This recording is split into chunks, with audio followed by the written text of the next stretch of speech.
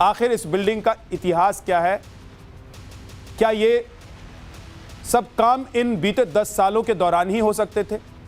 आप एक रिपोर्ट। अब आपको अंदर लेके चलते हैं। देखिए बेसमेंट का हिस्सा है, फर्स्ट फ्लोर सेकंड फ्लोर के अलावा ये बेसमेंट का हिस्सा है और यहाँ पर अभी भी काम चल रहा है। पूरी जो तपन है आप यहाँ महसूस कर सकते हैं, गर्मी अभी भी अंदर है। तो ये बेसमेंट का इलाका है, बेहद घुप अंधेरा फंसा हुआ है। यहाँ भी कमरे बने हुए हैं, हालांकि यहाँ पर किसी को अंदर जाने की व्यवस्था नहीं हो पा रही है क्योंकि अभी भी काम चल रहा है और सफाई कर्मचारी जो है यहाँ पे। आप लोग क्या सफाई कर रहे हो, क्या कर रहे हो? सर ये पानी खींच रहे हैं सर, पानी सर यहाँ पर जो है पानी अभी फंसा भरा हुआ है पूरा और इसको निकालने की कोशिश की जा रही है। तो देखिए पूरा जो बेसमेंट है ये एक बार तस्वीर दिखाते हैं किस तरह से भरा हुआ है। एक बार तस्वीर दिखा दे जी। पानी खाली हो चुका है, लगभग खाली हो चुका है, थोड़ा ये एक आधा फुट होगा पानी बस। ये बेसमेंट का हिस्सा, इसमें सामान भरा हुआ था, क्या था इस अंदर? अभी सर हम लोग नहीं जानते क्योंकि हम लोग तो नए हैं। हम लोग नगर निगम में कर्मचारी हैं आप लोग? नगर निगम से? जी जी सर, नगर निगम में कर्मचारी यहाँ पे काम कर रहे हैं। दिखाते हैं तस्वीर आपको किस तरीके से यहाँ पे ये बेसमेंट का हिस्सा है जहाँ पे अभी भी पानी जो है वो सोख किया जा रहा, निकाला जा रहा है। तो ये जिस तरीके से पूरी बिल्डिंग थी, एक बेसमेंट था, इसके अलावा 2 फ्लोर जो ऊपर थे, उन फ्लोर में जो आग फंसी थी, जहाँ बच्चे फंसे हुए थे, वो हमने आपको तस्वीरें दिखाई हैं। किस तरीके से जा रहे हैं और आपको बाहर निकाल के दिखाते हैं किस तरह से एक ही सीढ़ी और एक ही एग्जिट एंट्री होने की वजह से ये बड़ा हादसा पेश आया। यहाँ भी जहाँ एग्जिट एंट्री था वहाँ पे तमाम जो है एसी के जो है वो डक लगे हुए थे। देखिए ये एसी के डक्स यहाँ पे लगे हुए और इनमें भी आग लगी थी। तो ये बड़ी लापरवाही जो है वो सामने अब तक आई है और ये बहुत जिस तरह की तस्वीरें हैं वो बेहद परेशान करने वाली हैं। उत्तर प्रदेश की राजधानी लखनऊ के बीचों बीच अवैध तरीके से कारोबार का अड्डा बनी इस बिल्डिंग की हिस्ट्री भी अब आपको बताते हैं। अलीगंज योजना के तहत साल 1980 में इस बिल्डिंग की जो जमीन है उसको लॉटरी के जरिए आवंटित किया गया। साल 2005 में विजय कुमार ऊषा के नाम पर यह जमीन दी गई। साल 2013 में वीरेंद्र प्रताप शुक्ला और सुरेंद्र प्रताप शुक्ला को इसे बेच दिया गया। लखनऊ प्राधिकरण ने 7 अगस्त 2014 को नए मालिकों के नाम जमीन को ट्रांसफर कर दिया। 20 अगस्त 2014 में बिल्डिंग का आवासीय यानी कि रेजिडेंशियल नक्शा पास कराया गया, जिसके बाद 2016 में इस बिल्डिंग का अवैध निर्माण को लेकर मुकदमा चला। साल 2026 में ही केस दर्ज होने के बाद बिल्डिंग को गिराने के आदेश दिए गए, लेकिन 5 जुलाई 2016 को बिल्डिंग गिराने का आदेश निरस्त कर दिया। अब सवाल यह है कि कैसे हुआ, मतलब क्यों किया? पहले बिल्डिंग गिराने का आदेश क्यों दिया, और अगर गिराने का आदेश दिया तो फिर उसको कैंसिल कैसे किया और क्यों किया? लेकिन अब जब हादसा हो गया है तो इस भीषण अग्निकांड की जांच के लिए सीएम के निर्देश पर एक एसआईटी का गठन किया। एडीजी जोन प्रवीण कुमार और सीनियर आईएएस अमृत अभिजात इस एसआईटी में शामिल हैं और इस एसआईटी ने बिल्डिंग से जुड़े दस्तावेजों को तलब किया। तो साथ ही जांच के लिए एसआईटी की टीम मौके पर भी पहुंची। एसआईटी को सीएम योगी ने 7 दिन का वक्त दिया, जिसमें घटना से जुड़ी डिटेल रिपोर्ट देने को कहा गया। माननीय मुख्यमंत्री जी के निर्देश पर विशेष जांच दल का जो गठन हुआ है उसमें अभी हम लोग मौका मुआयना कर रहे हैं। हम सभी पहलुओं पर गहराई से जांच करेंगे, हर डिपार्टमेंट के लायबिलिटी के पॉइंट ऑफ व्यू से और सभी आयामों पर विस्तार से देखेंगे और बहुत जल्दी अपनी रिपोर्ट जो कि निर्धारित समय सीमाएं में आपके समक्ष प्रस्तुत करेंगे। आप कृपया समय दीजिए ताकि हम ये एसआईटी का टीम है कि गठन हुआ है और कहा जा रहा है कि ये लोग यहाँ पहुंचे हुए मौका मुआयना करेंगे और जल्द ही इस पूरे मामले की जो रिपोर्ट होगी वो सबमिट की जाएगी। अब आपको बताते हैं कि आखिर क्यों ये पूरी बिल्डिंग एक भट्टी में तब्दील हो गई। समझिए कि हालात क्या थे। 3 मंजिला इमारत, चारों तरफ से पैक। ये देखिए ना, मैं आपको ग्राफिक्स के जरिए दिखा भी रहा हूं। आप देखिए कि ये जो 3 मंजिला इमारत है, जिसके नीचे पेट शॉप है, ऊपर कोचिंग सेंटर है, उसके ऊपर एक और मंजिल है। ये 3 मंजिला इमारत चारों तरफ से पैक है। खिड़की, बालकनी, कुछ नहीं। कांच और कंक्रीट से बॉक्स की तरह बनी हुई इमारत। बिल्डिंग, खिड़कियां और वेंटिलेशन सिस्टम तक इसमें नहीं था। आग लगते ही बिल्डिंग में जहरीला धुआं भर गया।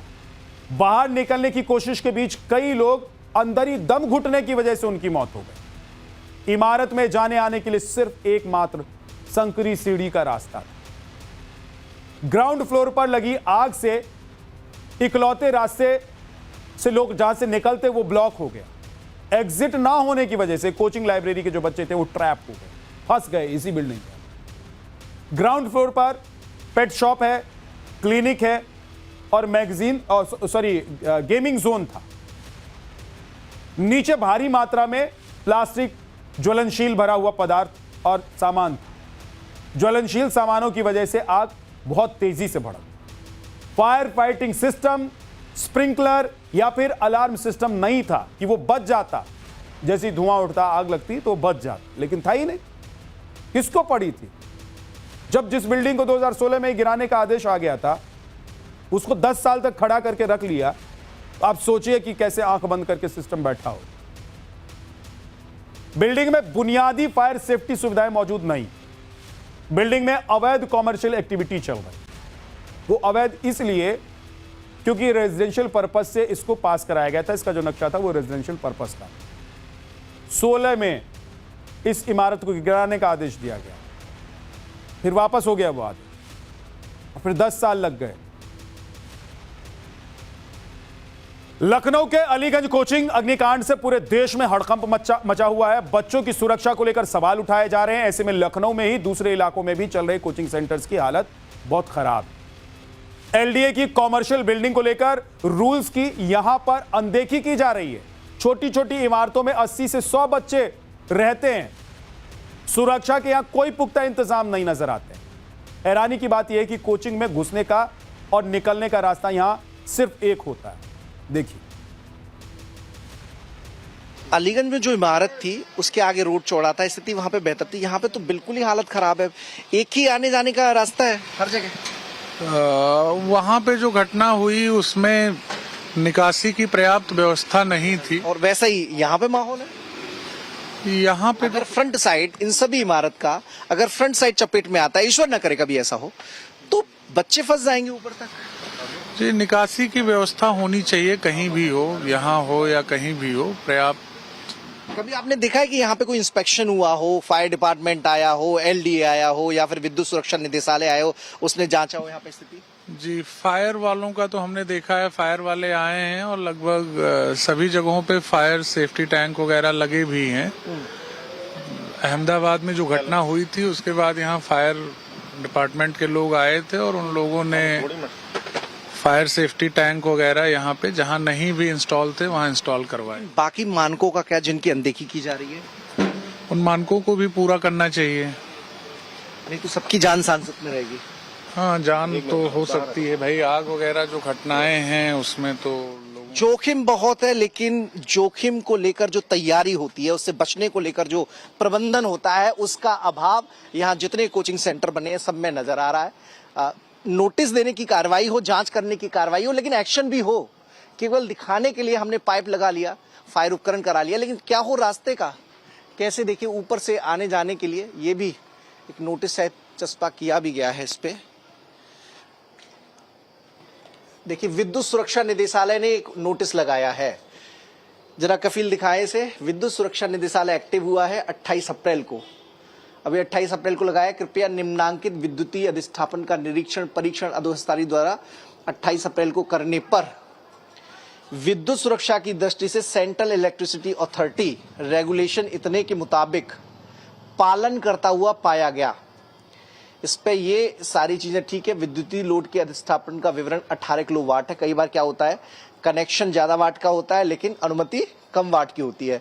तो सहायक निदेशक विद्युत सुरक्षा ने यहां पर निरीक्षण किया था 18 अप्रैल को और उसमें उसके बाद ये चस्पा कर दिया। आपने लोड का तो चस्पा कर दिया, लेकिन जिम्मेदारी सिर्फ लोड की नहीं है, बाकी डिपार्टमेंट्स की भी है कि वो ये देखें कि आने जाने का रास्ता अलग हो। अगर कोई कॉमर्शियल एक्टिविटी हो रही है तो वैसा लखनऊ के कोचिंग सेंटर कम से कम पालन करते हुए नजर नहीं आ रहे। कैमरामैन कफील के साथ मनीष यादव, टाइम्स नव भारत, लखनऊ।